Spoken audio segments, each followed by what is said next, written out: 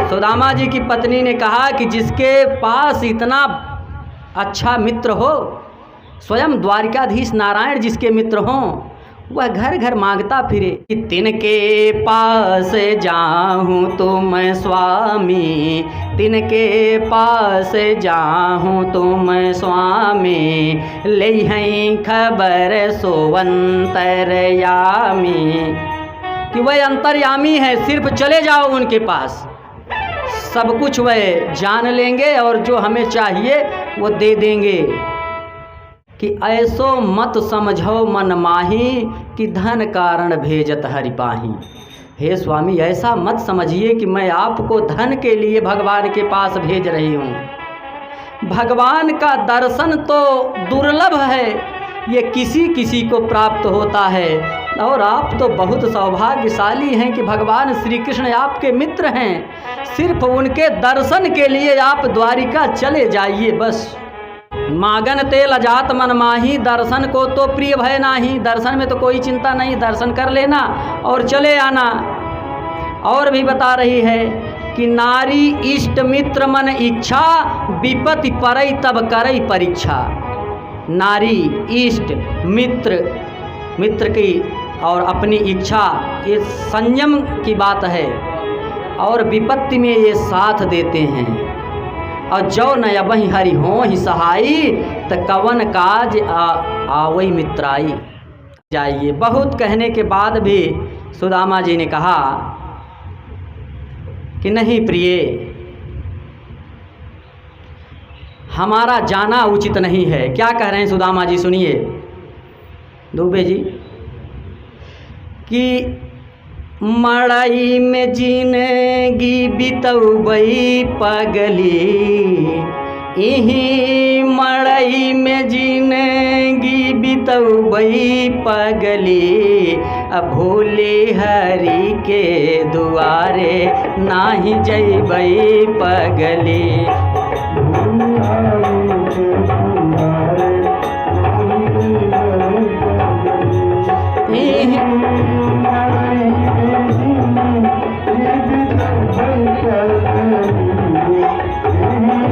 मड़ई में जिंदगी बितौबई पगली, भोले हरि के दुआरे नाही जइबई पगली।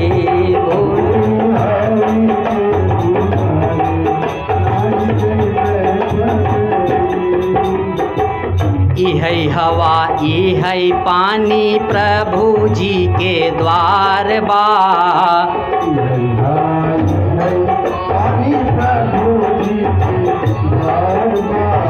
इहै हवा इहै पानी, प्रभु जी के द्वार बा।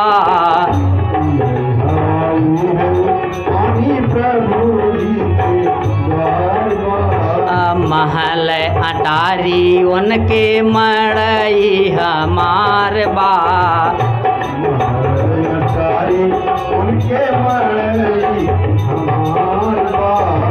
दुख वही के जिंदगी बितौबई पगली, भोले हरि के दुआरे नाही जइबई पगली।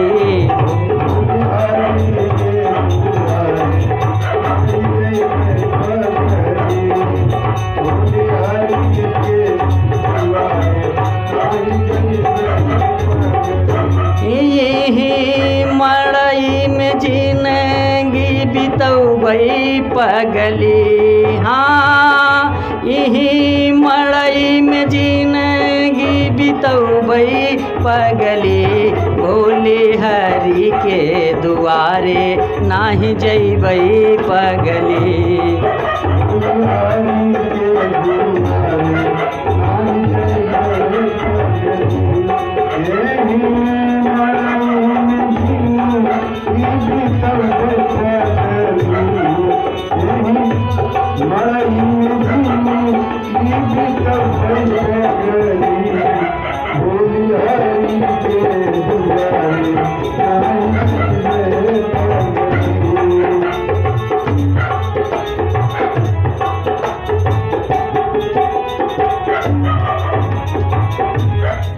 एक संग पढ़े लिखे खेले खाए संगवा, एक संग पढ़े लिखे खेले खाए संगवा।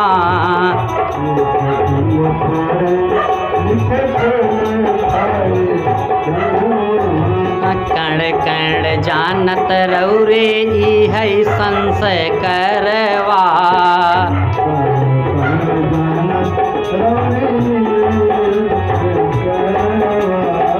ओही मूर्ति में सूरती लगबै पगली, ओही मूर्ति में सूरती लगबै पगली। भोली हरि के दुआरे नाही जइबै पगली, भोले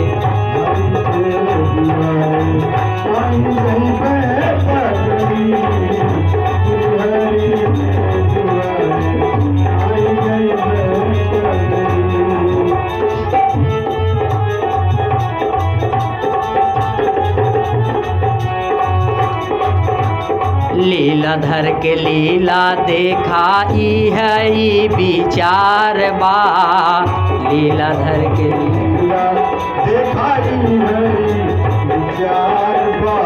लीलाधर के लीला देखा ई है ई विचार बा।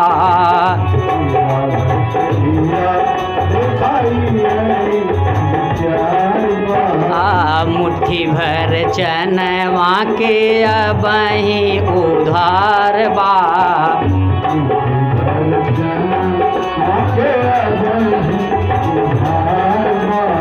यही प्रेम के जिंदगिया बितौबै पगली। भोली हरि के दुआरे नाही जइबै पगली,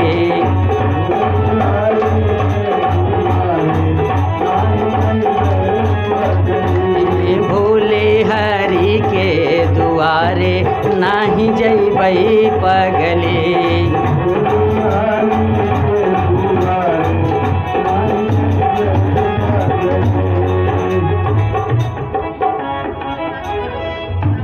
अब सुदामा जी ने जब ऐसा कहा कि चाहे जो भी हो जाए मैं भगवान श्री कृष्ण के घर नहीं जाऊंगा, द्वारिका नहीं जाऊंगा।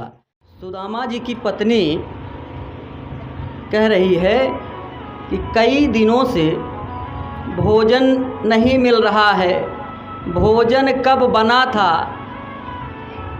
ये याद नहीं है, बच्चे भूख से बिलख रहे हैं और मैं प्रतिदिन यही कह दिया करती हूँ कि बेटा आज एकादशी है, आज भोजन नहीं बन सकता, भोजन कल बनेगा, तब भोजन मिलेगा, तब मैं आपको भोजन कराऊंगी। लेकिन अब कितने दिनों तक ये बहाना किया जाए, बच्चे कुपोषण का शिकार हो रहे हैं, उनका शरीर अत्यंत दुर्बल कमज़ोर हो गया है। चाहे जो भी हो अपने बच्चों का पालन पोषण करना, भरण पोषण करना, उनके भोजन की व्यवस्था करना, ये हमारी जिम्मेदारी है, हमारा दायित्व है और उन बच्चों का अधिकार है कि वह अपने माता पिता से पर्याप्त पोषण प्राप्त कर सकें।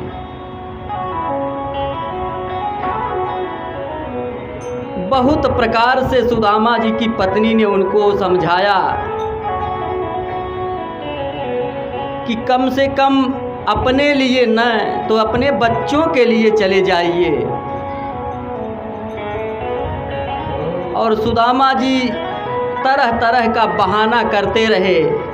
अंत में उन्होंने कहा कि हे प्रिय, हे देवी, मान लीजिए मैं उनके पास चला ही गया तो वो तो सब कुछ देने वाले हैं, दे देंगे, लेकिन मैं किसी से कुछ मांग नहीं सकता।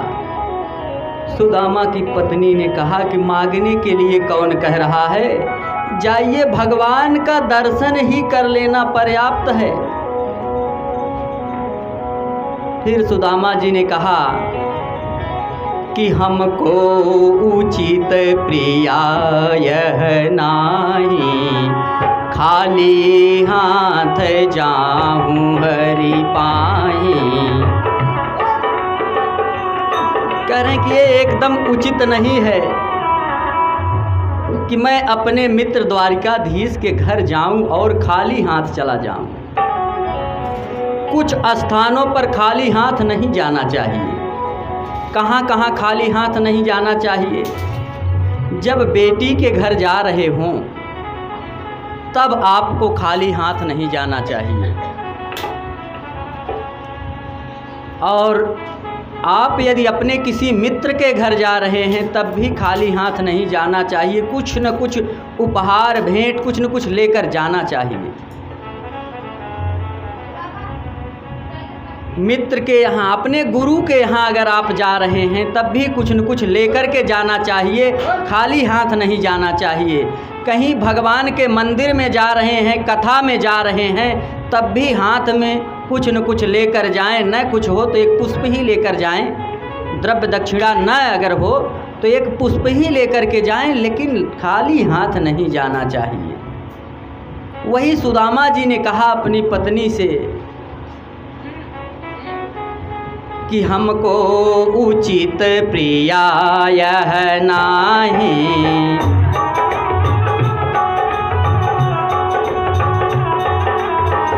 हमको उचित प्रिया यह नाही, खाली हाथ जाऊं हरि पाही।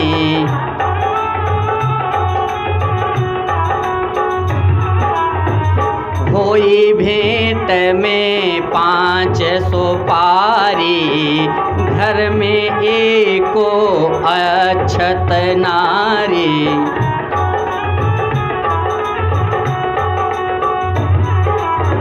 ये है गरीबी, ये है निर्धनता सुदामा की। कह रहे हैं कि खाली हाथ कैसे जाऊं, ये उचित नहीं है। और घर में अनाज का एक दाना नहीं है, एक अक्षत चावल भी नहीं है कि मैं ले करके चला जाऊं।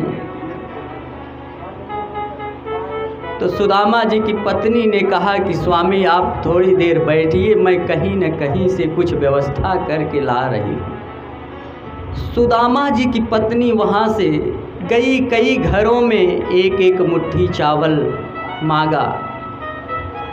चाहते तो एक ही घर से पर्याप्त मात्रा में चावल मिल सकता था, लेकिन सुदामा जी की पत्नी ये संदेश देना चाहती थी कि मेरे घर में भोजन के लिए कुछ भी नहीं है, उसी चावल के माध्यम से। क्योंकि एक घर का चावल अगर रहेगा, एक आदमी देगा तो बढ़िया वाला दे देगा, लेकिन अगर कई घर के चावल होंगे तो कई तरह के चावल होंगे। 4-5 घरों गई तो कहीं से भूसी युक्त चावल, कहीं से किनकी युक्त चावल, कहीं से ठीक ठाक चावल, कुछ मटमैले चावल, कई तरह के चावल ले करके सुदामा की पत्नी आई और कहा कि स्वामी इसी को ले करके चले जाओ। तो उस चावल को सुदामा जी के उसी जो धोती थी, एक धोती आधी पहनते थे और आधी धोती ओढ़ लिया करते थे, और वो इतनी गंदी थी, बहुत गंदी पुरानी धोती थी। गंदी इसलिए थी, सुदामा जी गंदे नहीं थे, साफ सफाई से रहने वाले थे, लेकिन उनका वस्त्र इतना जर्जर हो गया था कि यदि साफ किया जाता तो वो फट जाता, इसलिए उसको साफ नहीं करते थे, किसी तरह से काम चला रहे थे। स्वाभिमानी ब्राह्मण थे, किसी से कुछ मांग नहीं सकते थे। सुदामा जी की पत्नी ने कहा कि यही चावल अपनी धोती में बांध लीजिए स्वामी और यही लेके चले जाओ। अब सुदामा जी उसी चावल को अपने धोती में बांधने लगे, उस वस्त्र में। तो जीर्ण वस्त्र बांधने नाही,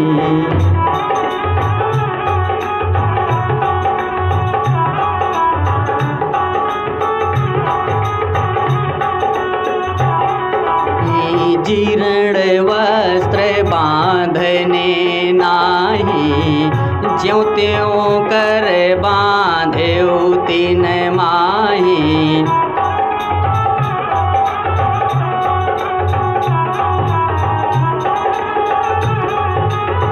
वो वस्त्र इतना जीर्ण था, इतना जर्जर था कि उसमें चावल जहाँ ही बांधना चाहते हैं वहीं फट जाता है। अभी कोई कपड़ा फटता है तो आवाज़ आती है, कैसी आवाज़ आती है? शर्र की आवाज़ आती है। लेकिन सुदामा जी का वह वस्त्र इतना जर्जर था कि फटने पर आवाज़ नहीं कर रहा है। जहाँ ही बांधना चाहे वहीं, जैसे कहें कि अपने देहाती भाषा में भसक जाता, भसक जाना। एक कोने में बांधने का प्रयास किया, फट गया, भसक गया, नहीं बंधा। दूसरे कोने में प्रयास किया, नहीं बंधा। अंत में एक उनका जो पल्लू था, जिसे दुपट्टा कहा जा सकता है, उसी को 3-4 मोड़ मोड़ करके सुदामा जी ने कहा अपनी पत्नी से कि इसी में चावल को रख दो। उसी में चावल को रखने के बाद उसको वैसे लपेट लिए, गांठ नहीं बनाए, वैसे लपेट कर कांख के नीचे दबा लिए, क्योंकि वस्त्र तो इतना कमज़ोर था कि अगर गठरी बना करके लटकाया जाता तो गठरी नीचे गिर जाती। कल्पना कीजिए कितनी गरीबी में सुदामा जी अपना जीवन निर्वाह कर रहे थे, कैसे उनका दिन बीत रहा था, कैसे दिन व्यतीत हो रहे थे। जीर्ण वस्त्र बांधने नाही, ज्यों त्यों कर बांधे तीन माही। जैसे तैसे उसी में करके लपेट करके सुदामा जी ने कांख के नीचे दबा लिया और दबा करके चल पड़े।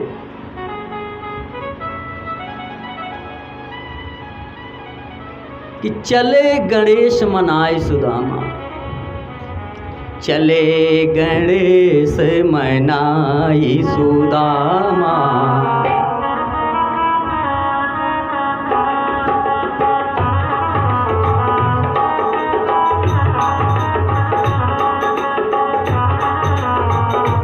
भय सगुन सुंदर अभिरामा,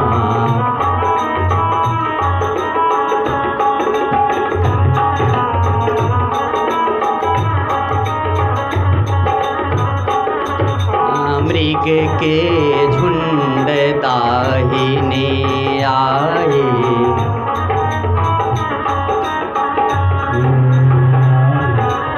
नीलकंठ शुभ दरस कराए।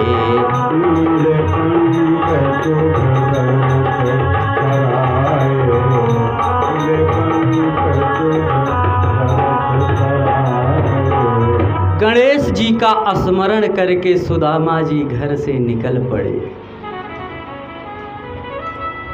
कहीं भी यात्रा जब आप करते हैं तो सबसे पहले अपने इष्ट देव का, और सबसे पहले तो प्रथम पूज्य जो सबसे पहले गणेश जी की पूजा होती है, तो गणेश जी का स्मरण करके निकलना चाहिए तो काम सिद्ध हो जाता है। तो सुदामा जी ने गणेश भगवान का स्मरण किया, गणेश भगवान से मनाया कि मेरी यात्रा को मंगलमय करना। और जब रास्ते में चले तो बड़े अच्छे अच्छे सगुन हुए। जब आप रास्ते में निकलें तो शुभ सगुन क्या होता है ये जान लीजिए। मृग के झुंड दाहिने आए, दाहिनी तरफ मृग के झुंड दिखाई दिए। मृग माने जानते हैं आप लोग क्या होता है? मृग आमतौर पे हिरन को कहा जाता है, लेकिन मृग का अर्थ पशु से होता है। मृग का अर्थ पशु से होता है। सुग्रीव के लिए मृग कहा गया। जब भगवान राम सीता जी को ढूंढ रहे थे तो मृगपति मिला जब वहीं सुग्रीवा, तो मृगपति कहा गया सुग्रीव को। तो बंदर थे ना, तो हिरन तो थे नहीं। शाखा मृग कहा गया। शाखा मृग, शाखा मृग मतलब जो शाखाओं पर, पेड़ों की शाखाओं पे रहते हैं, वो शाखा मृग। तो मृग का अर्थ पशु से है। पशुओं के झुंड जब दाहिनी तरफ दिखाई दें तो समझ लीजिए यात्रा शुभ होने वाली है। और सामने अगर नीलकंठ का दर्शन हो जाए, नीलकंठ पक्षी होता है, नीलकंठ पक्षी का दर्शन हो जाए तब भी समझ लीजिए कि यात्रा शुभ है। तो सुदामा जी जब घर से निकले तो मृग के झुंड दाहिनी तरफ पड़े और नीलकंठ पक्षी ने भी दर्शन करा दिया। तो सुदामा जी समझ गए कि यात्रा मंगलमय होने वाली है। अब सुदामा जी भगवान श्री कृष्ण का स्मरण करते हुए श्री कृष्ण हरे कृष्ण करते हुए आगे बढ़ते जा रहे हैं।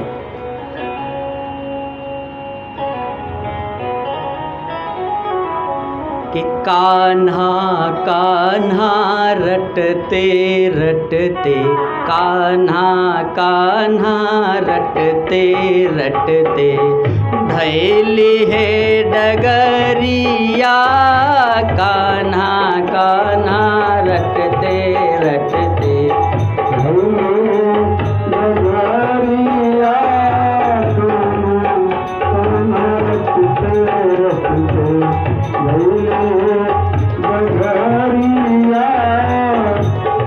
कान्हा कान्हा रटते रटते, धैली है डगरिया, कान्हा कान्हा रटते रटते,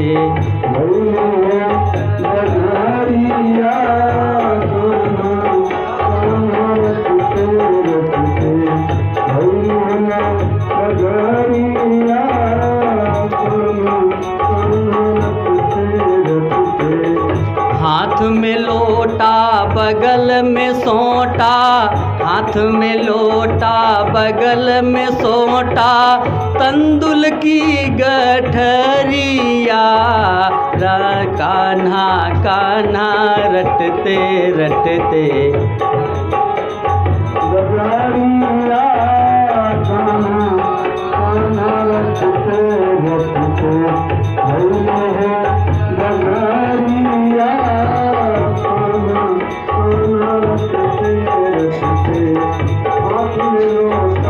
बगल में सोटा तंदुल की गठरिया, हाथ में लोटा बगल में सोटा तंदुल की गठरिया, कान्हा कान्हा रटते रटते, धैली है डगरिया, कान्हा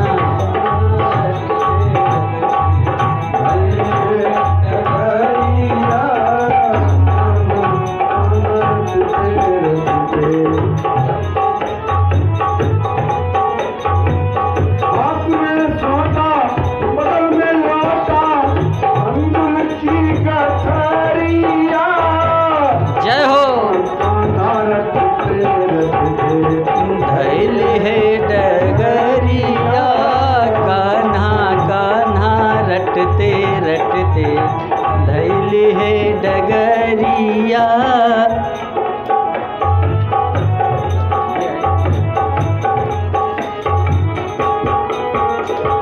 राह चलेला बिना पनहिया, पाँव बेवैया फाटल बा,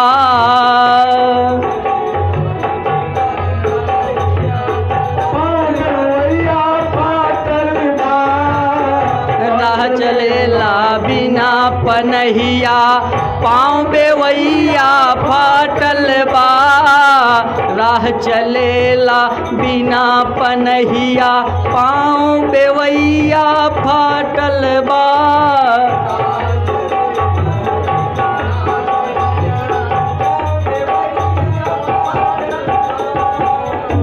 हाय गरीबी क्या क्या देखे, हाय गरीबी क्या क्या करती, कपड़ा प्योना सटल बा,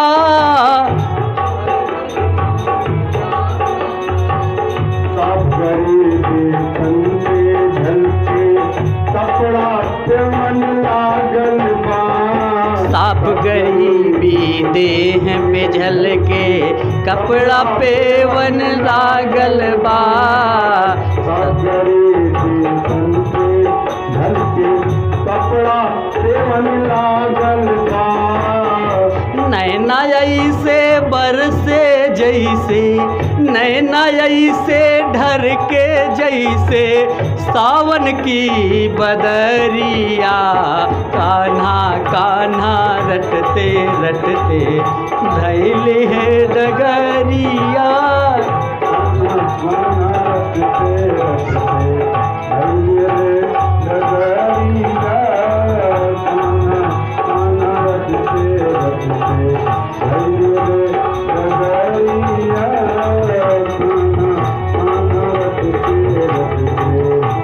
हाथ में लोटा बगल में सोटा तंदुल की गठरिया।